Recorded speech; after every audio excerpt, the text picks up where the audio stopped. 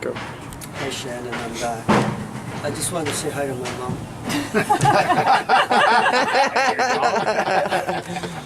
Come closer. You're not gonna come closer. You're not going to hear them with the wind. What's going on here is, and this is classic, something's failed, and rather than fix it, let's hide it in metal. And that's deferring what the real issue is until somebody like us comes along and says, I think we should deal with this. So I ideally would like to have part of this open so we can see, because what's really happening is the masonry wall of the shaft is thicker below this cornice detail than this surface of brick.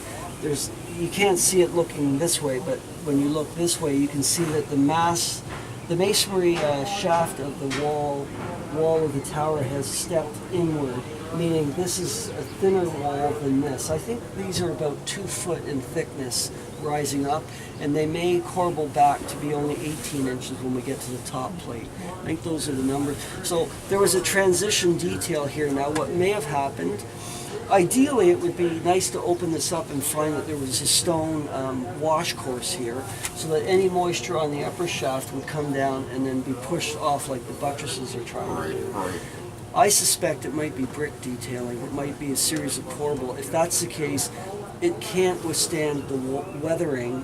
For how many years has this church been here now? 107? 1867 was it built? 75. 1875. 1875 our church was built, yes. So we're 130, 142 years, 150 years. Washing on mortar joints, which tended to be soft because it was a lime mortar. And this is what was having to be maintained on the building all the time. What you find on these types of projects, the higher up you go, the harder it is to access to do the maintenance. So that's when people just forget about it or they hide it. But I think your concern, Tom, is we know this is still getting wet. Whatever's buried is wicking some of that water. And look at all the failed caulking. We're seeing a lot of openings here, eh, Shannon? And unfortunately, if our suspicions are right, and this is a brick detail in here, this has probably been put on here because the brick detail was in such poor shape. Let's do something. You know, in Toronto, a lot of the 50s and 60s apartment buildings that used a brick veneer, they have failures happening, and because they go up, let's say 20 stories, 15 stories, rather than provide access through scaffolding to get up and do the repair work, they've clad it in a metal siding system, so any failures that are happening are being held in place by sheet metal. It's not the right thing. Eventually you got to deal with that. Yes. And that's what's going on here in a smaller location. It's kind of interesting, this spot right here too of the masonry too, Shannon, that Terry and I are standing beside. We're seeing some, I'm going to bet, original masonry here because I see so much lime in it, eh?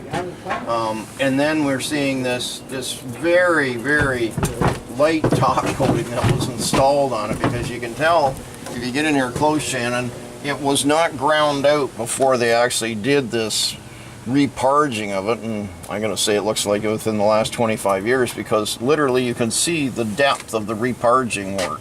It's just a skim on top of it, and the skim always ends up falling off because it's not been embedded properly. It was a good way to make lots of money off of the church by doing this without too much work, but say, hey, we did something important. Yeah, this area here really tells a lot about the building, because I do agree with you, Tom. If you rub the original mortars, you get the white color of the lime showing. Of the lime bleeding, eh? But you see a cementitious, much like the parging that was put on the buttress. Yes. Somebody's like smeared over top of the mortar, that mortar campaign. Then there's this other mortar campaign that was more decorative. They try and get that rope pattern in here. Anyway, there's been a lot of work done on this building over time, but even the last work is failing now. And things like this, if they are left unrepaired, that's water ingress.